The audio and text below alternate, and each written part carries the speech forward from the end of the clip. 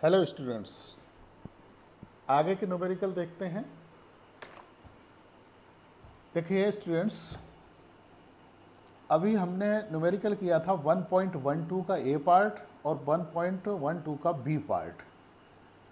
अब जरा गौर से देखिएगा, क्वेश्चन नंबर 1.13 इसमें सीधा सीधा कहा है कि मान लीजिए अभ्यास 1.12 में, यानी कि पिछले सवाल में गोले ए तथा बी साइज में सर्वसम हैं।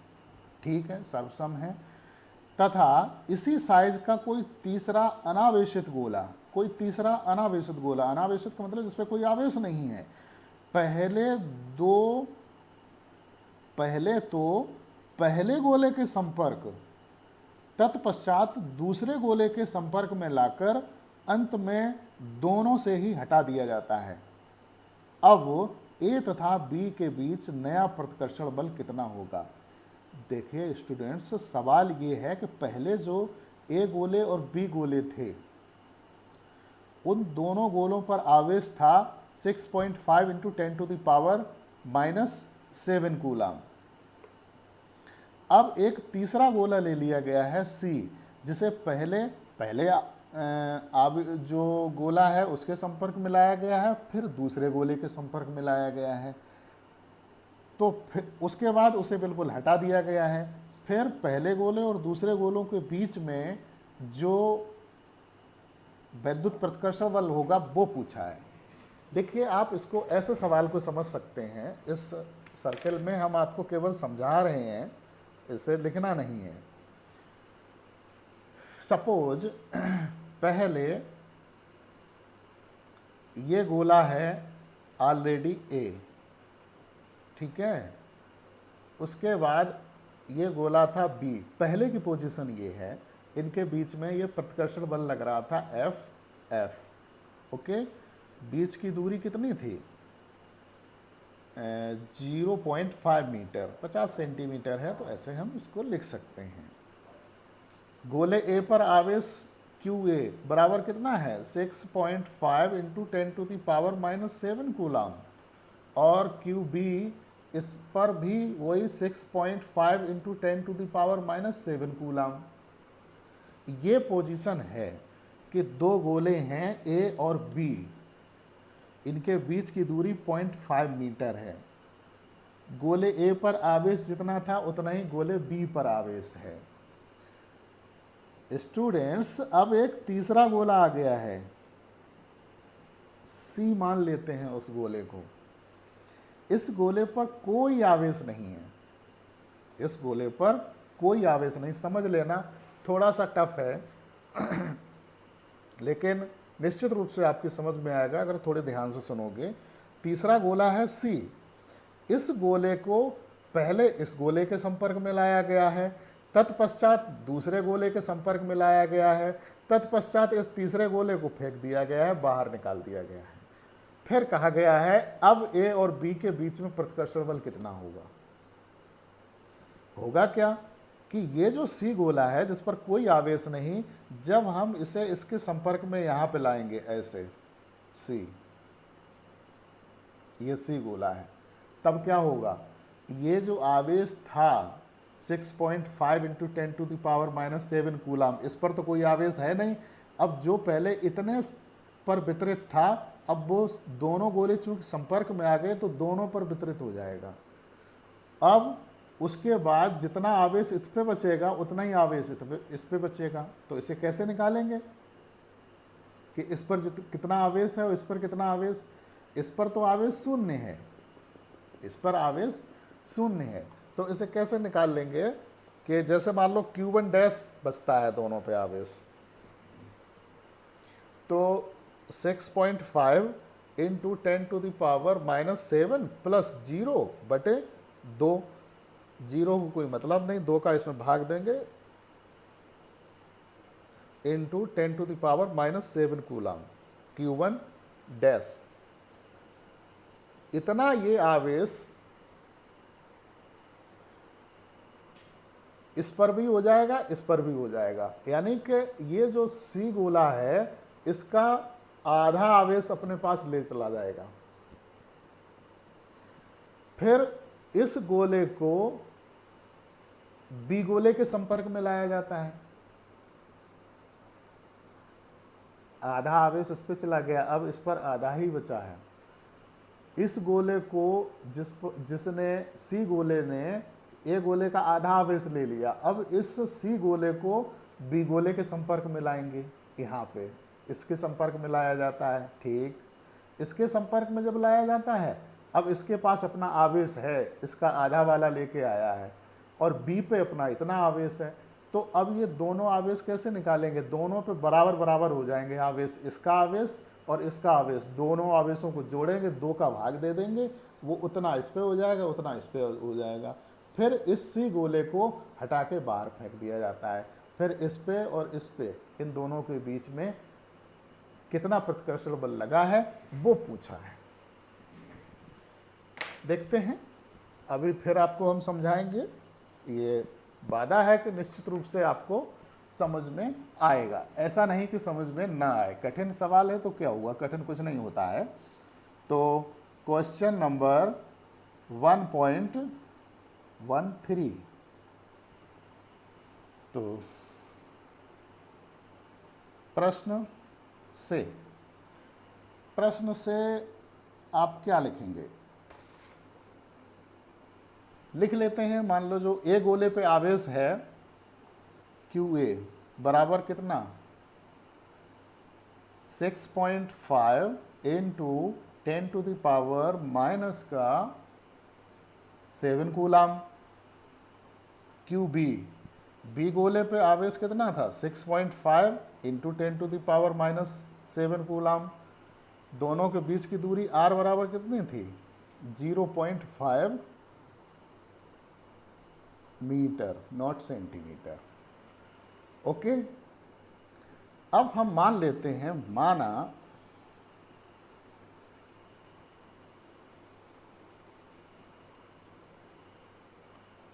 तीसरा गोला C है, तीसरा गोला C है। सवाल ये कहता है कि तीसरे गोले C को पहले ए गोले के संपर्क में लाया जाता है। गोले C को गोले A के संपर्क में लाने पर दोनों पर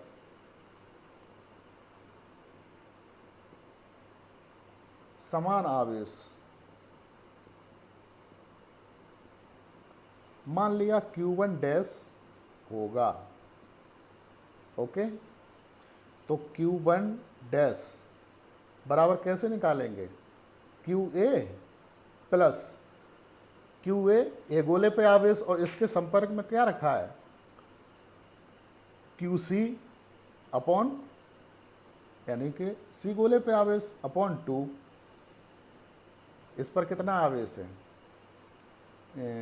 ए गोले पे कितना आवेश है, 6.5 इंटू 10⁻⁻7 प्लस सी गोले पे आवेश कितना है, इसके पास कोई आवेश नहीं, ये सिर्फ परेशान कर रहा है, अपॉन 2 कूलाम, यानी कि 6.5 इंटू 10⁻⁻7 अपॉन 2।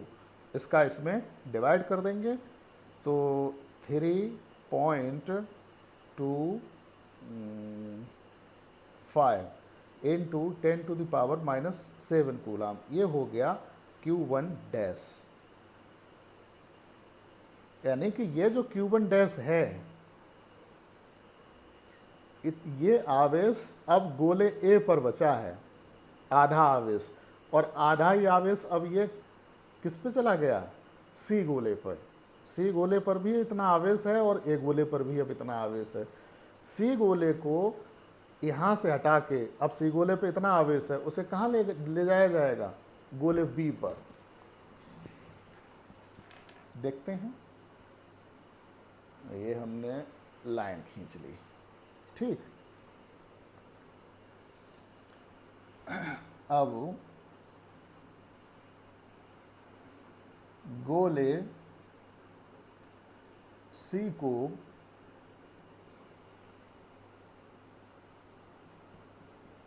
गोले बी के संपर्क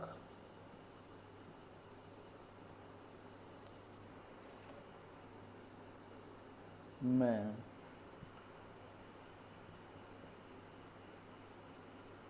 लाने पर दोनों गोलों पर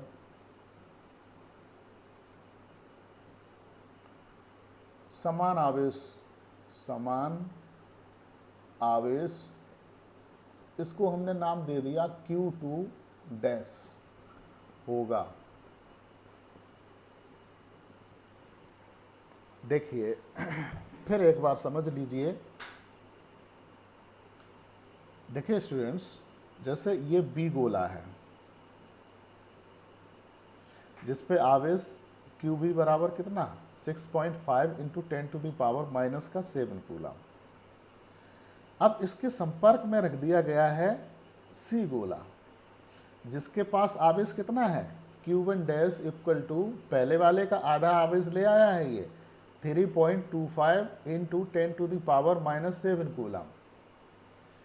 अब इन दोनों को जब आपस में स्पर्श करा दिया गया है तो अब इन दोनों पर आवेश कितना हो जाएगा, इस आवेश को और इस आवेश को जोड़ेंगे और 2 का भाग देंगे,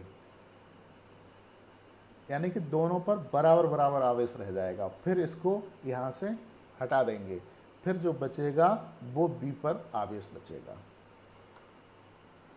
तो Q2 dash is equal to QB plus Q1 dash.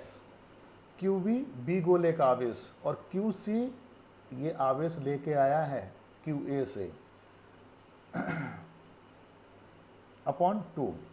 QB कितना है जरा देखिए, QB कितना था 6.5 इंटू 10⁻⁻⁷ प्लस और ये लेके आया है 3.25 इंटू 10⁻⁻⁷ अपॉन 2। जब इन्हें संपर्क में लाया जाएगा तो दोनों पे बराबर आवेश रह जाएगा, तो दोनों को जोड़ के 2 का भाग दे देंगे। ये 6.5 और 3.25 जोड़ दीजिए तो ये 9.75 इंटू 10⁻⁻⁷। अगर आपकी समझ में ऐसे नहीं आता है तो लीजिए, नहीं लिखा 6.5 प्लस 3.25, इसमें से हमने 10⁻⁻⁷ कॉमन ले लिया। अब ठीक, और बटे 2, ये तो समझ में आया। और इसको जोड़ दीजिए तो 5 और ये 5 और 2 7 और 6 और 3 9 अपॉन 2 इंटू 10⁻⁻⁷। ये आपका आया है Q2 डैश। 2 का इसमें भाग दे दीजिए, 2 चौकू 8 इंटू 10⁻⁻⁷ कूलम। ये है Q2 डैश। ये आवेश बचा है बी गोले पर और ये Q1 डैश आवेश बचा था ए गोले पर, और अब जो सी गोला है उसे बाहर निकाल दिया गया है, यानी कि हटा दिया गया है।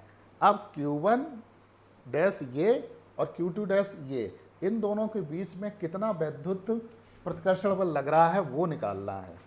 देखते हैं कूलाम के नियम से। तो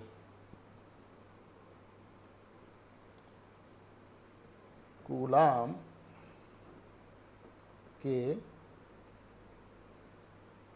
नियम से, कूलाम का नियम क्या है, F बराबर 1/4πε0 Q1 Q2 upon R² Newton. यही तो है ना। अब Q1 हमारा क्या है Q1 डैश, Q2 हमारा क्या है Q2 डैश, R क्या है बीच की दूरी 0.5 1/4πε0 9 × 10⁹ हो गया, बिल्कुल सरल। तो ये हो जाएगा F बराबर 1/4πε0 Q1 dash Q2 dash upon R square Newton. या इसमें वैल्यू पुट कर देंगे तो F बराबर 1/4πε0 की वैल्यू कितनी 9.0 इंटू 10⁻9। ये समझ लिया करो, हम ये 9 इस तरीके का कभी कभी बना देते हैं। Q1 डैश, देखिए Q1 डैश कितना है, ये है 3.25 into 10⁻⁻7, 3.25 into 10⁻⁻7। Okay okay, into Q2 कितना है, Q2 देखिए ये रहा Q2 डैश, Q2 डैश 4.875, तो 4.875 गुणित 10⁻⁻7 बटे R स्क्वायर, बीच की दूरी कितनी 0.5 उसका वर्ग, तो मात्रक न्यूटन। ठीक है, कैलकुलेशन थोड़ी सी कठिन दिख रही है, कभी भी कैलकुलेशन कठिन दिखे तो घबराइएगा मत, मन ही मन मुस्कुरा लीजिए, क्योंकि आप इतनी कठिन कैलकुलेशन कर सकते हैं। तो 9.0 इंटू क्या, हम पावर वाले पद एक साइड ले जाएंगे, विदाउट पावर वाले एक साथ किए दे रहे हैं, तो 3.25 गुणित 4.875 गुणित 10⁻9 गुणित 10⁻⁻14 अपॉन 0.5 का वर्ग करेंगे तो 0.25 न्यूटन। कुछ नहीं किया, ये देखिए 9 अपनी जगह लिखा है, 3.25 अपनी जगह लिखा है, 4.875 भी अपनी जगह लिखा है, 10⁻9 ये लिख लिया, गुणा में घातें जुड़ जाती हैं तो 10⁻⁻7 और -7 माइनस का 14 हो गया, मात्रक न्यूटन, नीचे 0.5 का हमने वर्ग कर दिया। क्या खास बात कर दी। आगे देखिए, हाँ, ये पॉइंट से हम ये वाला पॉइंट काट दे रहे हैं, ये काट दिया, ठीक, एनी प्रॉब्लम, नो। फिर हम ये 25 से ये 325 काट दे रहे हैं, कितनी बार कटेंगे 25 एकन 25, बचे कितने हैं 7 और 25, ओके।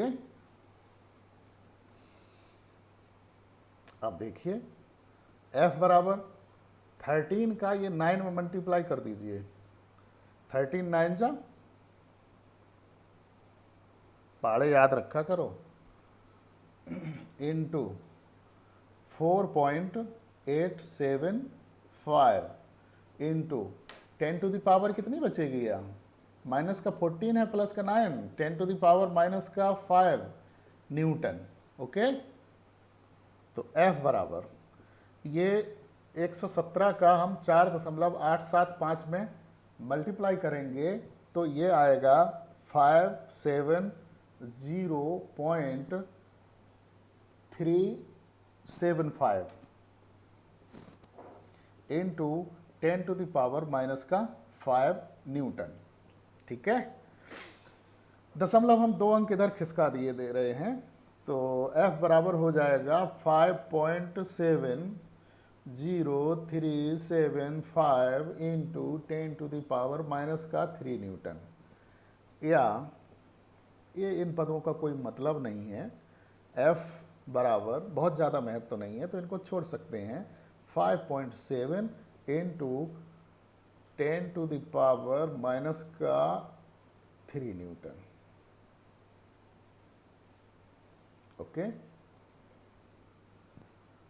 अब इसको एक बार पूरा देख लीजिएगा, कॉपी पर लिखना है और व्हाट्सएप ग्रुप पर भेजते रहा करो जो आप करते हो वर्क अपना।